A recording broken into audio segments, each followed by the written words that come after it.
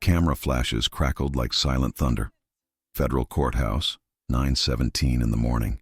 The smell of polished wood mingled with expensive perfume and nervous sweat. Reporters crammed into chairs creaked against the worn leather. Pens glided across pads. Cell phones vibrated silently against tense legs. Senator Valmir Batista straightened his broad shoulders and adjusted his navy blue tie, the one his aide said instilled confidence on television. 62 years old, with his hair dyed a strategic gray, he smiled into the camera as if posing for history. His eyes roamed the room, calculating votes, gauging influence, until they settled on the black woman sitting at the side table. Impeccable black suit jacket, gold brooch on the left lapel, erect posture like a cathedral pillar. "Bring me some coffee, miss. Quickly." The voice cut through the room like an axe through wood. No eye contact, no hesitation, no doubt. "No sugar. And can you bring me some cookies too, dear?" The order echoed across the cold marble. 2 seconds of absolute silence. Then, like waves following a rock in a pond, murmurs began. Advisor Marcus chuckled softly. Prosecutor Helena looked down at her nails. Photographer Ricardo lowered his camera, frowning. Lorena Farias didn't move a muscle. She didn't even blink. She just breathed. "Never lower your eyes to anyone, my daughter. No one in this world deserves you to bow down." Grandma Rosa's voice echoed in her chest like a torero drum, strong and ancestral. Lorena smelled the cologne she wore, Kayak, the same one her mother kept in her closet for special Sundays when they visited relatives and needed to look presentable. Her fingers brushed the golden brooch, a law school graduation gift, 23 years of study, 17 years of career, 5 years as a federal judge. Each achievement weighed like gold in that small jewel. "They will try to belittle you, daughter, but remember, you didn't get here by accident." Lorena lifted her chin slowly, measuring every inch, every second. Her voice came out crystal clear, unhurried, unafraid. "Mr. Valmir, could you repeat exactly what you said?" Every word was calculated. The tone, polite but firm. The pronunciation, perfect. The look, straight into his eyes for the first time. Valmir hesitated. Why was an employee answering? Why that authoritative tone? Why the strange feeling that he'd made a mistake? The silence hung heavy in the room like molten lead. No one understood why a simple question had changed the color of the air, but everyone felt it. Because sometimes the revolution starts with a single word, respect. Lorena adjusted the gold brooch on her lapel with ritualistic precision, every movement calculated, every breath measured. The air conditioning whispered against her skin, but the heat of humiliation still burned on her cheeks. Around her, the courtroom breathed softly, clipped whispers, sheets of paper turning slowly, the barely audible creak of leather chairs. She stood unhurriedly. The fabric of her jacket slid against her skin like black silk against porcelain. Her heels clicked against the cold marble. Knock, knock, knock. A metronome of dignity echoing off the walls that had seen so many trials, but never this one. The light from the LED lamps created a golden halo around her silhouette. Photographer Ricardo instinctively raised his camera, then hesitated. There was something sacred about that moment. Their gazes were as heavy as molten lead. In the front row, Advisor Marcus whispered something in his colleague's ear, smiling. Prosecutor Helena scribbled something on her pad, avoiding eye contact. In the back row, a young black student, Daniel, wrinkled his brow in discomfort. Lorena felt the isolation like an invisible wall. She was always like this, the only black woman in the room, navigating between fake smiles and complicit silences. Valmir watched her with that expression she knew well, the irritated surprise of someone who hadn't expected an answer. A woman in the audience, lawyer Carmem, also black, leaned forward almost imperceptibly, a small gesture, but Lorena caught it. "When they try to diminish you, you grow." Her mother, Dona Conceição's voice echoed like a morning prayer. Lorena closed her eyes for a second and saw herself at 8 years old, in the dirt yard, watching her mother hang nursing uniforms on the clothesline. "You will study, you will become a doctor, you will sit where I never could sit. But remember, daughter, Dignity is not negotiable. The golden brooch weighed heavily on her fingers, a gift from her mother on graduation day. So you don't forget where you came from and where you're going. Each achievement bore the sweat of 3 generations of women who woke before the sun so she could be there. Lorena took a deep breath and said, looking directly at Valmir, "Senator, I believe there has been a mistake." The voice was calm, but charged with something indefinable. It wasn't anger, it wasn't fear, it was power, silent, ancient, unquestionable. "I don't work here as an employee." The silence gained texture, weight, color. "You on from here in the audience?" Daniel smiled for the first time. Lawyer Carmam nodded almost imperceptibly. Valmir blinked 3 times, processing words he couldn't quite decipher. There was something about that woman he couldn't quite put his finger on. Perhaps that was what scared him most, discovering that she never needed his approval to exist. The room fragmented into invisible territories. In the front row, Advisor Marcus leaned over to his colleague Roberto and whispered something that ended in a muffled chuckle.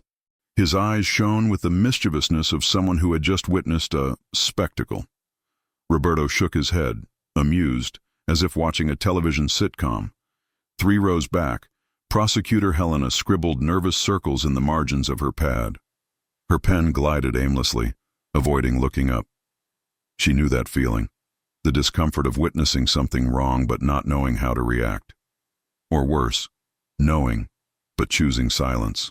The security guard at the door, Sergeant Paolo, remained as still as a bronze statue. 20 years of service, 1,000 embarrassing situations witnessed. His expression revealed nothing, but his fingers drummed against his thigh, the only sign of unease. In the audience, eyes were divided like the waters of a river. Some fumbled for their phones, feigning non-existent urgency. Others whispered quietly, creating theories, justifications, explanations that would free them from the weight of that moment. Journalist Claudia, in the front row, gripped the recorder tighter. There was a story there, but what kind of story? The respected senator's or the arrogant woman's? She knew which version would sell more papers.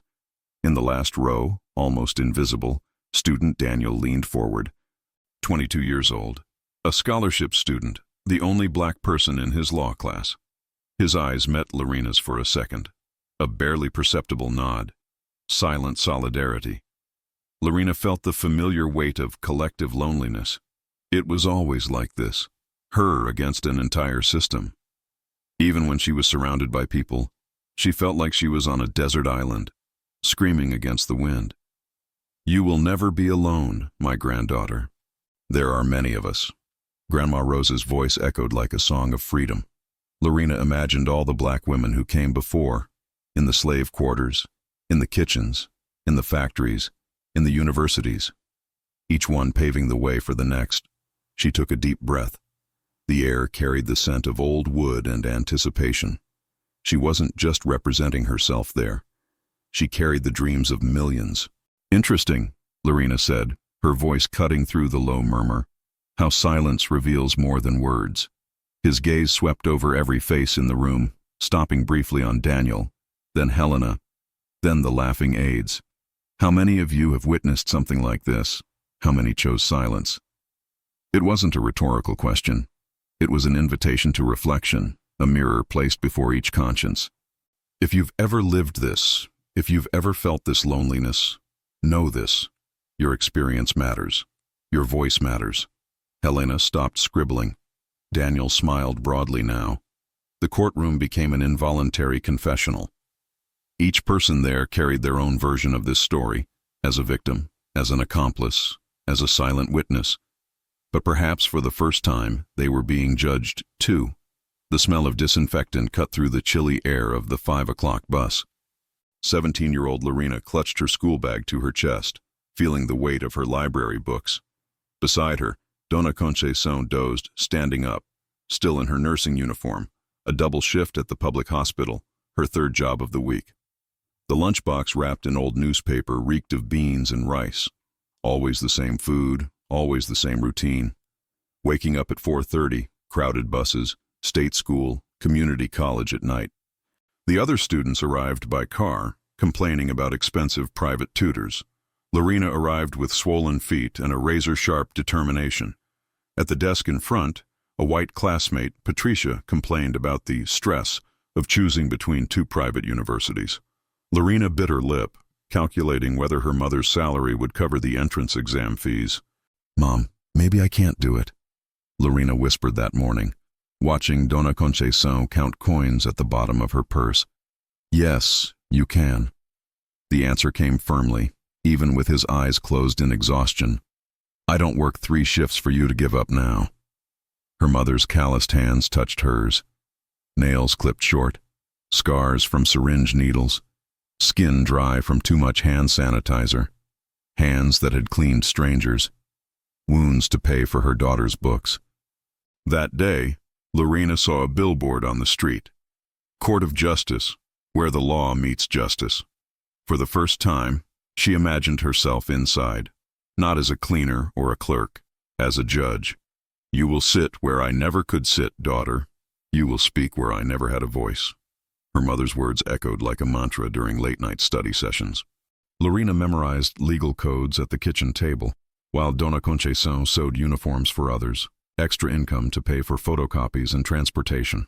Grandma Rosa appeared in an older memory, 90 years old, illiterate, but possessing a wisdom that cut any diploma in half. "Granddaughter, they'll try to convince you that you don't deserve it. But if they're trying to stop you, it's because they know you'll get there." Each achievement bore the sweat of 3 generations. Lorena's diploma wasn't just hers. It belonged to all the women in her family who woke before the sun. "Mom, what if I'm not good enough?" Lorena asked on the eve of the magistracy exam. Dona Concepcion stopped ironing and looked into her daughter's eyes. "Good enough for who, daughter? You're already more than enough. Always have been." Pause. The iron glided against the fabric like a whisper. "They're going to have to be enough for you." Lorena returned to the present, still feeling the scent of childhood fabric softener clinging to her skin. The golden brooch weighed heavily on her fingers. It wasn't just a piece of jewelry. It was the embodiment of a collective dream. How many black women had to dream through her for her to get there? Valmir straightened in his leather chair like an actor preparing for a grand monologue. The smile that spread across his face bore decades of practice, the same one he wore in controversial interviews when he needed to sound provocative but polite. His hands gestured to the audience, seeking accomplices, like a comedian testing jokes in a corner bar. The courtroom light caught his white teeth, expensive, perfect implants, paid for with public funds. He adjusted his shirt cuff, revealing gold cufflinks bearing the Senate crest. Each gesture calculated to remind everyone there who was in charge, who had the power, who made the rules. Journalist Claudia held the recorder closer. Advisor Marcus laughed in anticipation, as if he already knew the bomb was coming. The theater was rigged. Look." Valmir laughed theatrically, turning to the audience like a talk show host. "These new quotas are really changing the profile of environments, aren't they?" Calculated pause. He knew exactly what he was doing. "They'll throw anyone in here these days. Where are we going to end up?" The tone was one of false concern, the perfect seasoning for the venom that was to follow. Roberto nodded, amused. Helena pretended not to hear, but her shoulders shrank. Sergeant Paulo clenched his fists, imperceptibly. In the last row, Lawyer Carmem took out her cell phone and began recording, discreetly.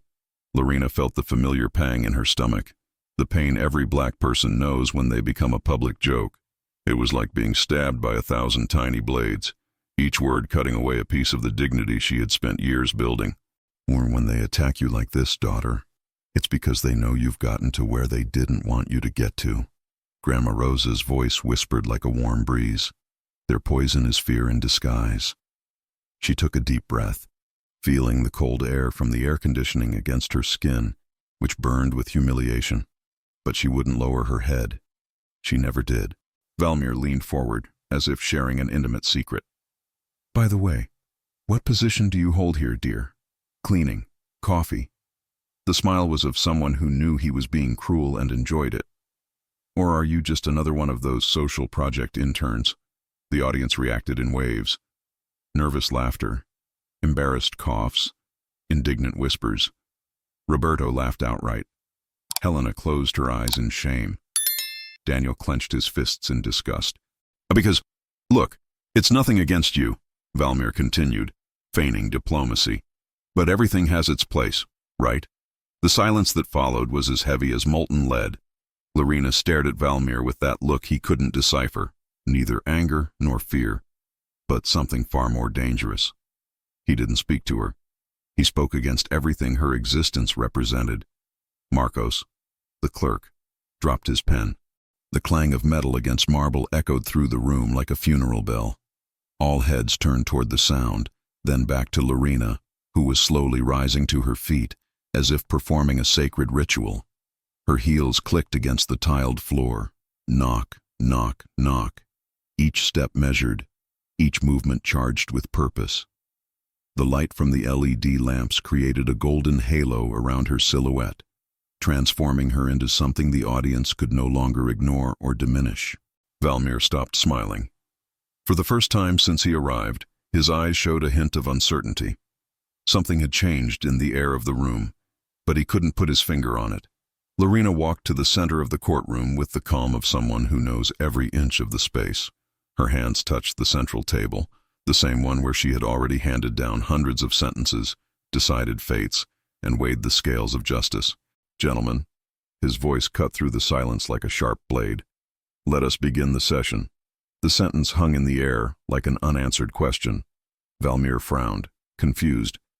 Why was a staff member conducting a session? Why wasn't anyone interrupting her? Sergeant Paulo straightened his posture and clasped his hands behind his back, a position of military respect. He knew something the others hadn't yet realized. The time has come, my granddaughter, Grandma Rosa's voice whispered like a warm summer wind. Show them who you've always been. Lorena felt the weight of all the black women who came before her, in the slave quarters dreaming of freedom, in the kitchens, planning resistance, in the universities breaking barriers. Every step she took carried the strength of entire generations. The golden brooch seemed to pulse against his chest, like a heart of gold beating to the rhythm of justice. You're not taking up their space, daughter. You're taking up yours. I'm Dr. Lorena Farias, she said, looking at every face in the room. A federal judge in this district for the past 5 years. The silence that followed had the texture of an electric shock. Valmir opened and closed his mouth 3 times, unable to form words. Advisor Marcus stopped laughing. Roberto swallowed hard. Journalist Claudia instinctively raised the recorder. She knew she was looking at a headline. And this, Lorena gestured to the surroundings, is my courtroom. The transformation didn't happen to her. It happened in the eyes of others. Suddenly, the employee had become the highest authority in that space. The sentence would not be legal. It would be ancestral. Valmir stuttered for the first time in his 20-year political career. His hands trembled against the wooden table, leaving sweat marks on the polished varnish. His face, always composed for the cameras, melted like a melted wax mask. His gray hair, once perfectly combed, clung to his sweaty forehead. You? The word came out strangled, barely audible. But why didn't anyone tell me? Why didn't they tell you? His navy blue tie, a symbol of authority, now felt like a noose around his neck. His gold cufflinks lost their shine, dull as his arrogance crumbled in real time. The entire room watched the sinking in silence. Even the camera flashes stopped, as if the photographers needed to process what they were witnessing. Lorena adjusted the toga she had discreetly retrieved from the side table, the black toga that bore the weight of Brazilian justice. The fabric slid down her shoulders like a royal cloak, definitively transforming her into the highest authority in that space. Mr. Valmir, his voice cut through the air like a final sentence. Justice does not need warnings to exist. His eyes roamed over every face in the audience, some embarrassed, some shocked, a few proud, and much less to be respected. Valmir tried to stand up, the automatic gesture of someone who always held power, but his legs gave out. He remained seated, diminished. Now it's your turn to speak for all of us, my granddaughter. Grandmother Rosa's voice echoed like a song of freedom. Lorena felt the weight of millions of black women who never had a voice in court, who were tried without the right to a defense, who died without seeing justice. She wasn't there just as Lorena Farias. She represented an entire lineage of resistance. Every word she spoke would echo through generations, past and future. The golden brooch seemed to pulse against her chest, reminding her that she had come this far carrying dreams that were not hers alone. "For years," Lorena said, looking directly into the cameras, "you've underestimated me. You've underestimated all of us." His voice gained strength, ancient authority mixed with controlled indignation. "You assumed my place without asking my story. You judged my ability by the color of my skin." Daniel, in the last row, filmed everything with his cell phone, tears streaming down his face. "If it were you there, being treated the way I was treated today, how would you react? Think about it. This conversation is for all of us." The CTA came out naturally, connected to collective pain, to mutual recognition. Valmir could no longer look at anyone. His eyes wandered to the floor, to the papers, to any place other than the face of the woman he had tried to diminish. Because justice doesn't bow to stereotypes, it breaks them. Prosecutor Helena was the first to stand. Slowly, as if waking from a disturbing dream, she closed her notebook and clapped her hands. Once, twice, 3 times. The sound echoed through the courtroom like distant thunder, shattering the deathly silence that dominated the room. Daniel, in the last row, stood up next, applauding loudly. Tears streamed down his face, but he smiled. For the first time in months, he smiled with pride. Lawyer Carmem joined in the applause, her cell phone still recording every second of that historic moment. Sergeant Paulo straightened his shoulders and saluted, an automatic gesture of respect for authority, but this time charged with genuine recognition. Clerk Marcos put away his pen and applauded as well, embarrassed that it had taken him so long to understand who was truly in charge of the room. In the front row, the scene was different. Advisor Marcus shrank back in his chair like a cornered animal. His giggles had died in his throat, replaced by nervous coughing. Roberto looked at his nails, his shoes, anywhere but Lorena's face. Journalist Claudia clutched the recorder tightly, knowing she had the headline of the century in her hands. But she also knew that her own conduct would be judged in the story she would write. Valmir tried to applaud too, a desperate gesture of someone seeking easy redemption. But his hands were shaking so much that the sound came out uneven, pathetic. Lorena felt something she had never experienced before. It wasn't just personal victory, it was collective vindication. Every round of applause echoed like an answered prayer. Every respectful look made amends for decades of systematic disrespect. "We are all cheering through them, my granddaughter." Grandma Rosa's voice whispered like a warm breeze. Lorena imagined millions of black women from all eras, finally seeing one of their own occupy the place of power they had always deserved. It wasn't about her. It never was. It was about opening doors, breaking glass ceilings, planting seeds of possibility for those that would come after. The golden brooch seemed to radiate its own light, a symbol of all the achievements that cost the blood, sweat, and tears of entire generations. "You saw something extraordinary today," Lorena said, her voice thick with controlled emotion. "Not my victory, our victory." She gestured to Daniel, to Helena, to Carmem, to everyone who had the courage to take a stand. They saw people finding the courage to do what's right, even when it's hard. Pause. His eyes scanned the cameras, knowing his message would reach far beyond that room. Share the story, not for me, for all the Lorenas who still need a seat at the table. May it reach where respect has not yet reached. The applause started again. Louder, more unanimous. Valmir remained seated, diminished, while the entire room paid homage to the woman he had tried to humiliate. The reversal was complete, and this time it was final. Lorena returned to her chair with the same elegance as always, but now charged with a power no one could question. On the mahogany desk, among the legal codes and the stack of files, rested a small golden photo frame, almost invisible to anyone who didn't know how to look. The photograph showed an 8-year-old girl in the lap of a woman with cotton white hair.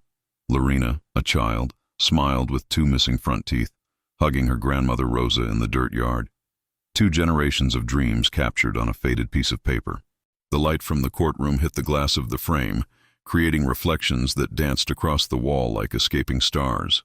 Daniel, still in the last row, noticed the portrait and smiled through his tears, understanding the symbolism without needing explanation. The silence in the room had changed texture. It was no longer the heavy silence of humiliation or tension. It was the silence of respect, of admiration, of recognition finally granted. Valmir remained crestfallen, his gold cufflinks dull as his arrogance shattered. His aides avoided eye contact, like children caught in mischief. The entire room had learned a lesson not found in any etiquette or protocol manual. A young black intern, Sophia, who had been watching from the back of the room, straightened her shoulders and walked forward, inspired. Lorena saw her and gave a discreet wave, silently passing the baton. "You did more than occupy a chair, my granddaughter. You paved a path." Grandmother Rosa's voice echoed for the last time, filled with ancestral pride. Lorena touched the golden brooch and felt the weight of all the battles won, not just her own, but those of thousands of black women who fought to make this moment possible. He hadn't come here to prove anything to anyone. He had come simply to exist fully, to occupy his space with dignity, and to show future generations that it was possible. Every case judged, every sentence handed down, every decision made in that room would now carry the symbolic weight of representation. Lorena lifted her face, looked directly at the cameras that were still recording, and said with the serenity of someone who was finally home, "This is my place, always has been." Pause. His voice gained strength, reaching every heart present, not because someone gave me permission, not because I proved I deserved it, but because I simply exist, and my existence needs no justification. She gestured to Sophia, who smiled excitedly. "To every black girl watching, the place you dream of occupying is already yours. The chair already has your name on it. If this story touched your heart, if it awakened something in you, sign up. Together, we are many. Together, we are unstoppable." Grandmother Rosa's portrait seemed to smile in its golden frame, as if she knew her granddaughter had planted seeds that would bloom for generations. Because the most powerful revolution is not shouted, it is lived, one day at a time.